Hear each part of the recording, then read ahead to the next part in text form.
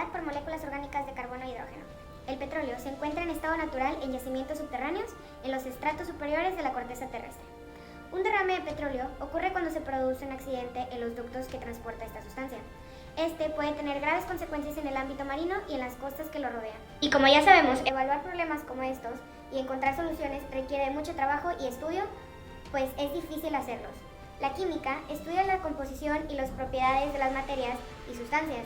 Esto hace que su utilidad en la industria petrolera y en la vida cotidiana sea muy importante. Los compuestos más abundantes en el petróleo son los hidrocarburos. Dada la monovalencia del hidrógeno y la tetravalencia del carbono, las distintas combinaciones que estos pueden formar, y dado los acomodos de estos átomos en sus moléculas, las distintas propiedades del petróleo. Las familias de hidrocarburos que encontramos en el petróleo son hidrocarburos alifáticos, que constituyen las parafinas, cíclicos, donde están los benzoicos, los mixtos, que constituyen las fracciones pesadas del petróleo, los compuestos sulfurados, en donde el azufre puede estar de forma libre o formando ácidos malolientes, sulfuros, disulfuros y polisulfuros, sulfuros cíclicos y compuestos oxigenados, que también constituyen las partes pesadas del petróleo. El petróleo es una mezcla muy compleja, que está compuesta generalmente por estos elementos: carbono, hidrógeno, oxígeno, nitrógeno, azufre y algunos metales como níquel y cobre en diferentes concentraciones dependiendo del crudo. Todos estos elementos se juntan para formar compuestos, que son los que componen al petróleo.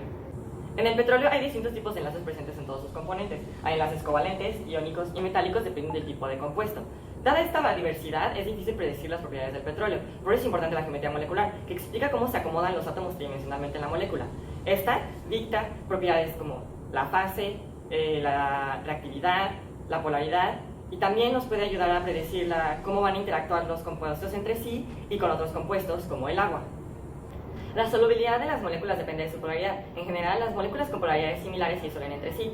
En el petróleo, los compuestos más abundantes son los hidrocarburos, que son apolares, por lo que no se disuelven fácilmente en agua, una molécula muy polar. Del mismo modo, hay compuestos polares que sí se podrían disolver con ella. En el petróleo encontramos compuestos polares, polarizables y apolares.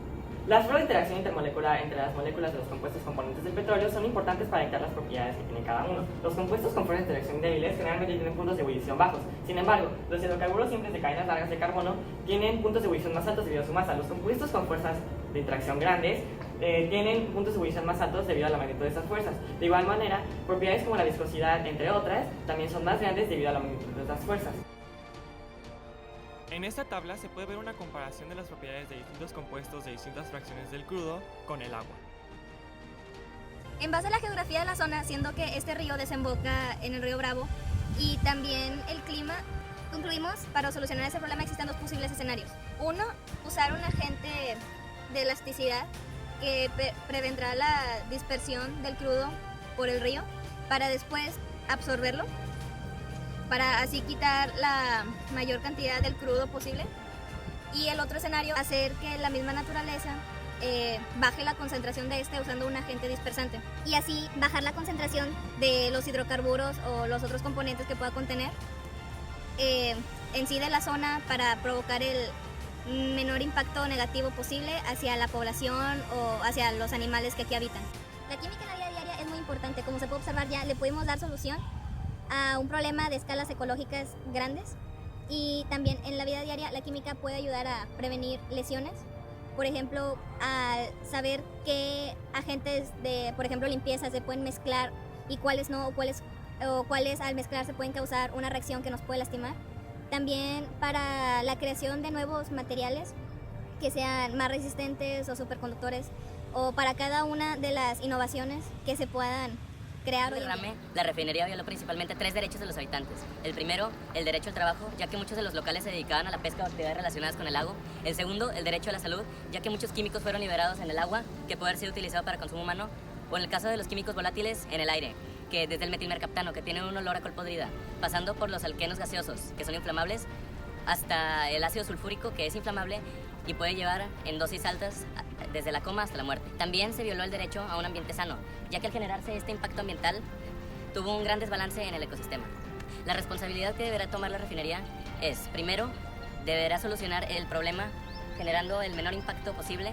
Segundo, debe dar una indemnización a los locales por los daños que pudo haber causado. Y tercero, deberá tratar de restituir ese balance al plantar a las especies que fueron dañadas por el petróleo y al cuidar a la fauna que pudo haber sido dañada por los químicos que fueron liberados.